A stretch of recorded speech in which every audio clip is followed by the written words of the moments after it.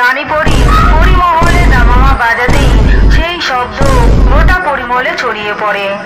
আর শব্দ শুনে লাল পরী ও নীল পরী, শুনতে পাচ্ছ লাল পরী, দামামা বাজছে?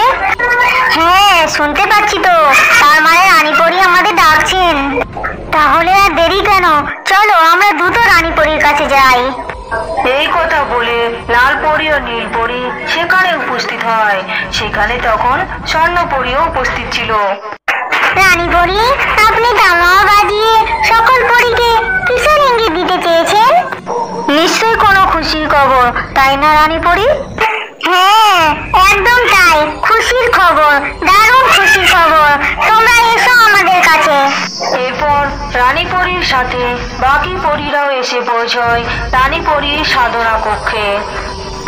তোমরা ব্রহ্মকুণ্ডের দিকে তাকিয়ে দেখো। রানী পরী, ব্রহ্মকুণ্ডের জলে যে ব্রহ্মকুলের কুড়ি দেখা দিয়েছে। তোমরা নিশ্চয় বুঝতে পারছো এটা কিসের ইঙ্গিত। তার মানে আমাদের পরিরাজ্যে নতুন ছোট পরীর জন্ম নিতে চলেছে। হ্যাঁ, আজই ব্রহ্মমুহূর্তে আমি এই ইঙ্গিত পেয়েছি। তবে পরীরা, এখন থেকে আমাদের আরো সতর্ক থাকতে হবে, যাতে কোনোভাবেই ব্রহ্মকমলের কুড়িতে যেন কোনো আঁচড় না লাগে। তারপর রানী পরী সকল পরীদের ভালো করে বুঝিয়ে দিতে থাকেন কিভাবে সকলে সেই কুড়ির যত্ন নেবেন এবং কি কি কাজ করবেন। লাল পরী, তোমার ফুল তোলা হয়ে গেছে? দাঁড়াও, এ তো সবে শুরু গো নীল পরী। এখন যে আমাকে নির্যাস বের করে সুগন্ধি তেল তৈরি করতে হবে, আর অল্প একটুতে তো হবে না। এই যে আমাদের ছোট্ট সোনা পরীর জন্য। তা যা বলেছ, আমাদের পরী সোনাকে একেবারে আদরে ভরিয়ে রাখবো। তা তুমি কোথায় চললে গো নীল পরী? আমি যাচ্ছি কিছু রেশম সংগ্রহ করতে, আমাদের ছোট সোনা পরীর যে পোশাক বানাতে হবে। তারপর নীল পরী সেখান থেকে উড়ে নিজের কাজের উদ্দেশ্যে চলে যায়। এইভাবেই ব্যস্ততার মধ্যে দিয়ে সকল পরীদের দিন কাটতে থাকে। পরীদের সকল কার্যকলাপ পরীরাজ্যের বাইরে দূরে বসে গাছের ডালে লক্ষ্য করে বায়স। কি ব্যাপার, আজকাল তো কিছুই বুঝতে পারছি না। হঠাৎ দেখছি তো পরীরা আজকাল খুবই ব্যস্ত রয়েছে।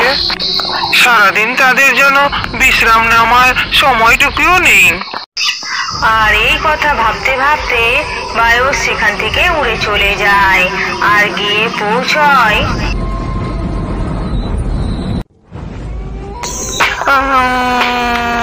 এই যে অন্ধকার পরী, হুম হুম করে নিজের শক্তি যে কি উড়িয়ে তুলছো তা তো আর আমি বুঝতে পারছি না। মূর্খ কাক, আমার সাধনার ব্যাঘাত ঘটালে কেন? আমি অবশ্যই একটি কাক, কিন্তু আমাকে বায়স বললে আমি একটু বেশি খুশি হই। ও আজে বাজে না বকে, কি জন্য এসেছে সেটা বলো। হ্যাঁ হ্যাঁ বলছি। এরপর বায়স গাছের ডালে বসে বসে যা যা দেখছিল তা সবকিছু অন্ধকার পরীকে জানায়। আর সবকিছু শুনে অন্ধকার পরী, তাহলে তো এক্ষুনি ব্যাপারটা ঠিকঠাক জানতে হবে, চলো আমার সাথে। তারপর অন্ধকার পরী ও বায়স সেখান থেকে উড়ে যায় আর গিয়ে পৌঁছয় পরীরাজ্যের বাইরে উঁচু গাছে। এখান থেকে তো কিছু দেখা যাচ্ছে না, তাহলে বুঝবো কি করে আসল ব্যাপারটা? তুমি চোখে দেখবে কি করে? তুমি তো অন্ধকার পরী, তাই তুমি চোখে অন্ধকার দেখছো। মূর্খ কাক, বড্ড তুমি কথা বলছো। এবার জাদু করে তোমার ছাল আমি ছাড়িয়ে নেব। রাগ করছো কেন অন্ধকার পরী? ওইদিকে তাকিয়ে দেখো, স্বর্ণ পরী আর নীল পরী পরীরাজ্যের দুয়ারের দিকে কি যেন কথা বলতে বলতে আসছে। হ্যাঁ তাই তো, তাড়াতাড়ি চলো, আমরা পরীরাজ্যের দুয়ারে গিয়ে আড়ালে গিয়ে শুনবো। এই কথা বলে অন্ধকার পরী ও বায়স উড়ে সেখানে যায়।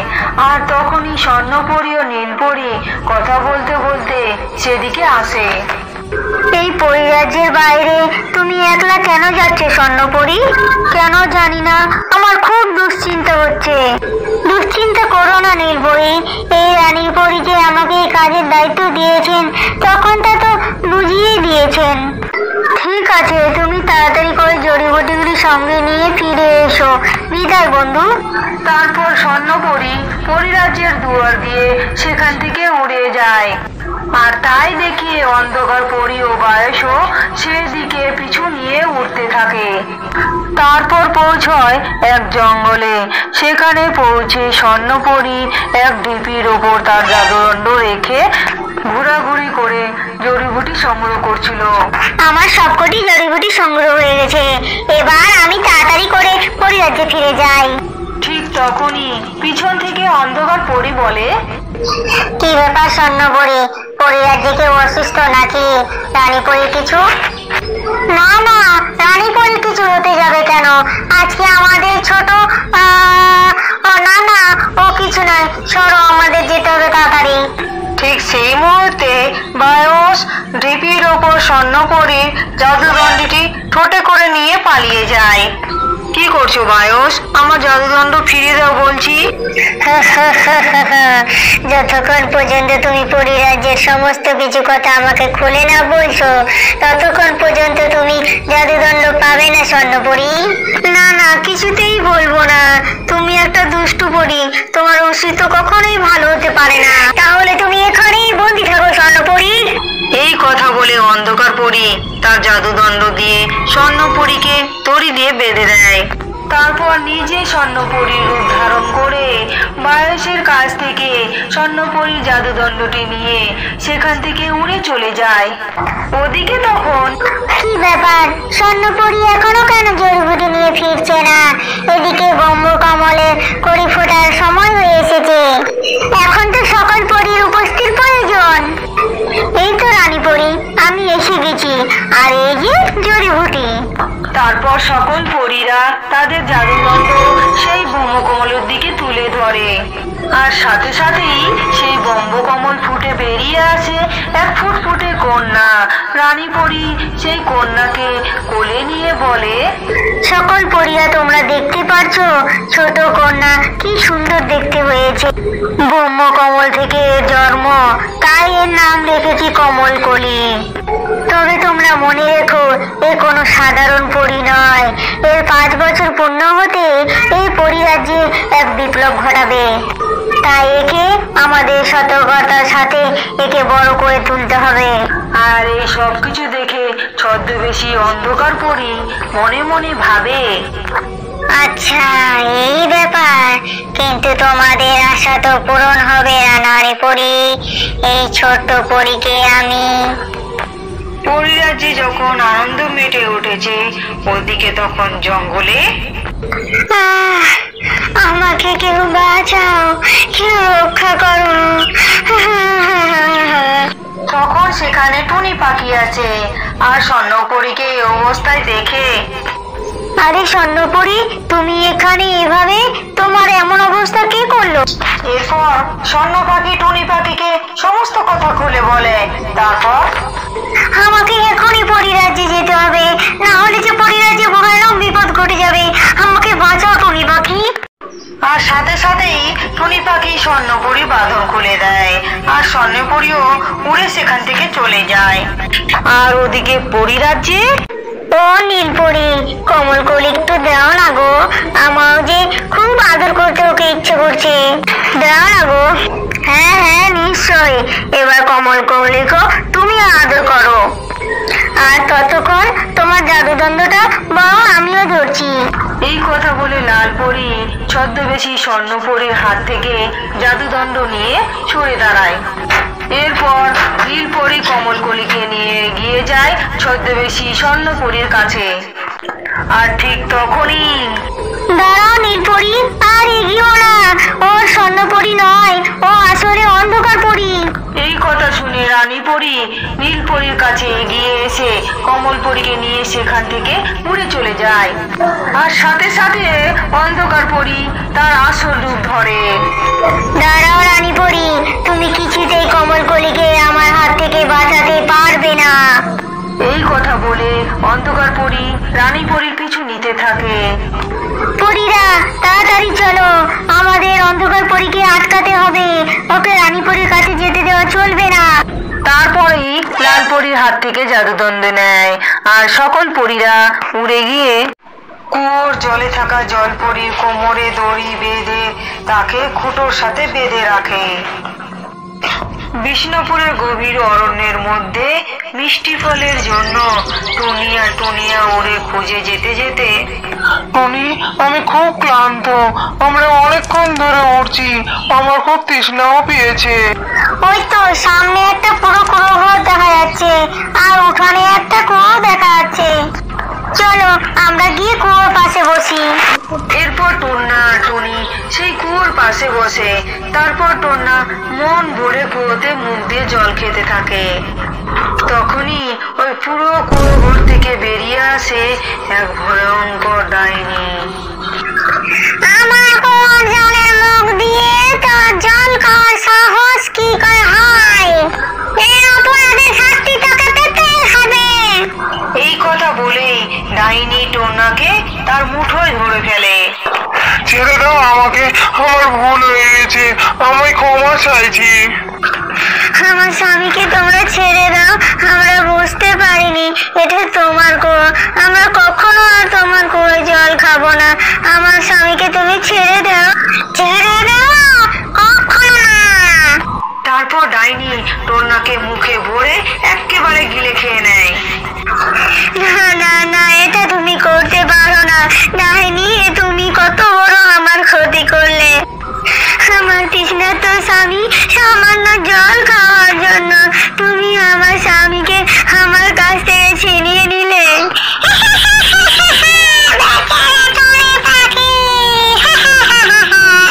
তোমার ভর্তি কুয়ো থেকে আমার স্বামী শুধু এক ফোঁটা জল খেয়েছিল, তার জন্য তুমি এত বড় শাস্তি দিলে। আমি টুনি পাখি ডাইনি, তোমাকে অভিশাপ দিচ্ছি।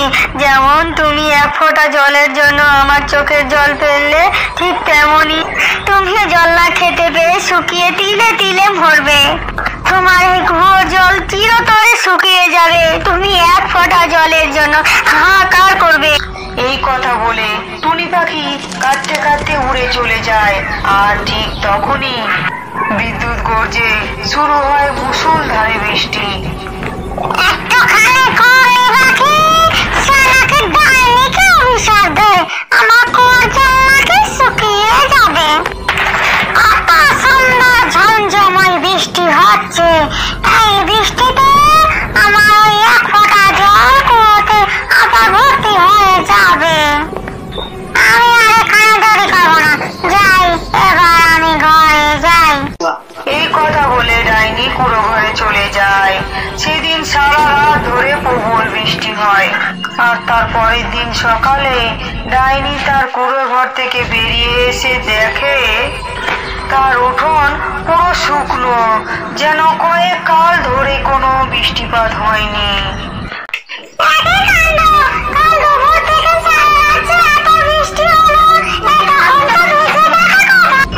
এই কথা বলে ডাইনি দৌড়ে যায় তার কুয়োর কাছে। আর কুয়োর কাছে পৌঁছে যা দেখে ডাইনি তাতে তার মাথা ঘুরে যায়।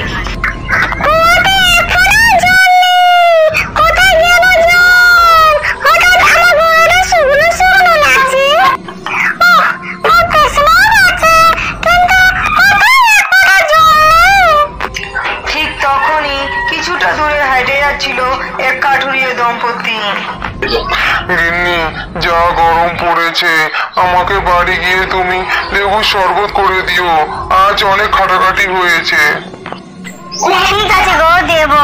এবার তাড়াতাড়ি পা চালাও, এবার বাড়ি ফিরে যাই। ডাইনি সোজা গিয়ে কাঠুরি দম্পতির পথ আটকায়। এখানে কোথাও জল নেই, আর তোরা কিনা লেবুর শরবত খাবি বলছিস? আমাকে জল দে, না হলে তোদের মুন্ডু চিবি রক্ত চষে আমার তৃষ্ণা মেটাবো। ওরে বাবা, এ তো এক ভয়ঙ্কর ডাইনি, আমাদের কাছে এক ফোঁটা জল নেই, আমাদের বিশ্বাস করো, আমাদের ছেড়ে দাও। আমরা হাত জোড় করছি, ছেড়ে দাও। তৃষ্ণার্ত ডাইনি কাঠুরি দম্পতির কোনো কথা শোনে না। ডাইনি রক্ত চুষে তাদের তৃষ্ণা মেটানোর জন্য তাদের দিকে এগিয়ে যায়। ঠিক তখনই হে প্রকৃতি দেবী, আমাদের রক্ষা করো, এই ডাইনির হাত থেকে আমাদেরকে বাঁচাও। কাঠুরের বইয়ের করুণ মিনতি শুনে প্রকৃতি দেবী তাদের সামনে প্রকট হয় আর বলে, ডাইনি, তুমি এখনই স্তব্ধ হও, না হলে আমি তোমাকে শাস্তি দেবো। আমি বড় হচ্ছিস না তো, আমার কুয়োতে কোনো জল নেই। এই তোমার পাপের শাস্তি। ওই টুনি পাখির অভিশাপে তোমার কুয়োর জল শুকিয়ে গেছে।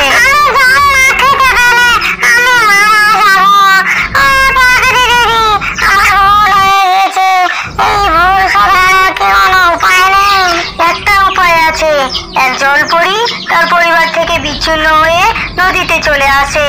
সে অসুস্থ, তার সেবা করে যদি তুমি সুস্থ করতে পারো তাহলেই তুমি অভিশাপ থেকে মুক্ত হবে। আমি কি করে রাখবো? আমার কুয়োর জল যে শুকিয়ে গেছে, এক ফোঁটাও জল নেই। কাঠুরিয়ে, তোমরা এখন বাড়ি ফিরে যাও, আমি ডাইনির সাথে ওর কুড়ে ঘরে যাবো। যথাজ্ঞা প্রকৃতি দেবী, আপনার অশেষ কৃপা, আপনি আমাদের প্রাণ বাঁচালেন। তারপর প্রকৃতি দেবী ডাইনির কুটিরের পাশে কুয়োর কাছে যায়। বায়ু, মেঘ, জল, বৃষ্টি, টলমল, ডাইনির কুয়োতে জল জলপরি করে ঝলমল।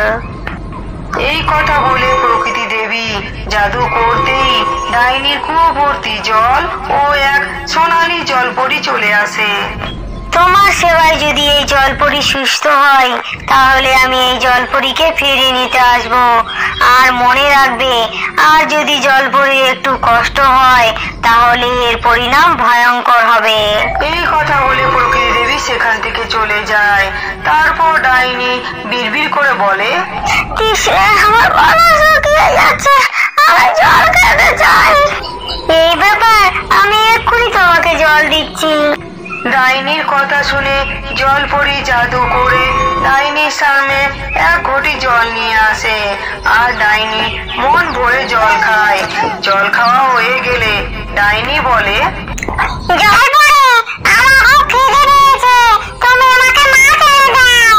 ডাইনির কথা মতো জলপরি তার সামনে এক ঝুড়ি মাছ এনে দেয়। ডাইনি মনের আনন্দে মাছ খেতে খেতে মনে মনে ভাবে,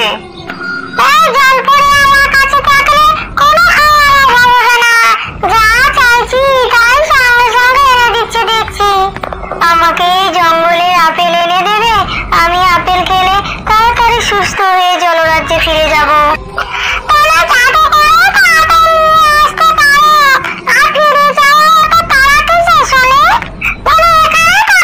আমার জাদু করা আপেল খেলেই আমি সুস্থ হব না।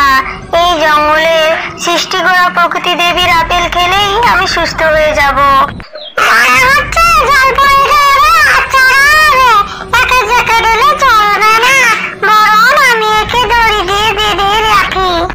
কুয়োর জলে থাকা জলপরীকে দড়ি দিয়ে বেঁধে তাকে খুঁটোর সাথে বেঁধে রাখে। আমাকে এইভাবে বেঁধে রাখলে কেন? আমার খুব কষ্ট হচ্ছে, আমার বাঁধন খুলে দাও।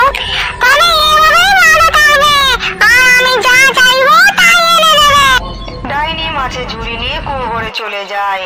এভাবেই দিন কাটতে থাকে। প্রকৃতি দেবীর কথা মতো জলপরীকে সুস্থ করার বদলে ডাইনি জলপরীকে কুয়োতে দড়ি দিয়ে বেঁধে শোষণ করতে থাকে। হঠাৎ একদিন প্রকৃতি দেবী জলপরীকে দেখতে সেখানে আসে। আর এমন কাণ্ড দেখে প্রকৃতি দেবী রেগে গিয়ে তাকে বলে, জলপরীকে আমি তোমার কাছে দিয়ে তোমার লোভের পরীক্ষা নিচ্ছিলাম, কিন্তু তুমি তাও শোধরালে না। আমি তোমাকে কঠিন শিক্ষা দেব। প্রকৃতি দেবী তার জাদুদণ্ড দিয়ে ডাইনিকে একটি খাঁচায় বন্দি করেন। আর কুয়োতে বন্দি সোনালী জলপরি একটি পরী হয়ে কুয়ো থেকে বেরিয়ে আসে। আর কুয়ো আবার আগের মতো জলশূন্য হয়ে যায়। প্রকৃতি দেবী, এই ডাইনি বড় লোভী, বড় দুষ্টু। আমি এই ডাইনিকে খাঁচা বন্দি সহ কুয়োর ভিতরে বন্দি করে রাখবো, যাতে আর কোনো প্রাণীর কোনো ক্ষতি করতে না পারে।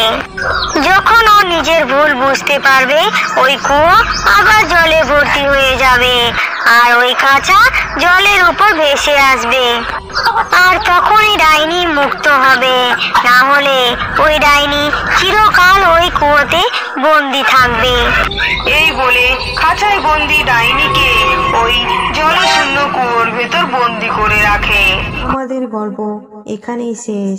আমাদের গল্প যদি ভালো লেগে থাকে তাহলে ভিডিওকে লাইক করে চ্যানেলকে সাবস্ক্রাইব করে দিন। আর নতুন নতুন গল্প দেখতে চাইলে বেল আইকনটি প্রেস করতে ভুলবেন না। আর কমেন্টে জানাবেন আমাদের গল্পটি আপনাদের কাছে কেমন লাগলো। ধন্যবাদ বন্ধুরা, সকলে ভালো থাকুন।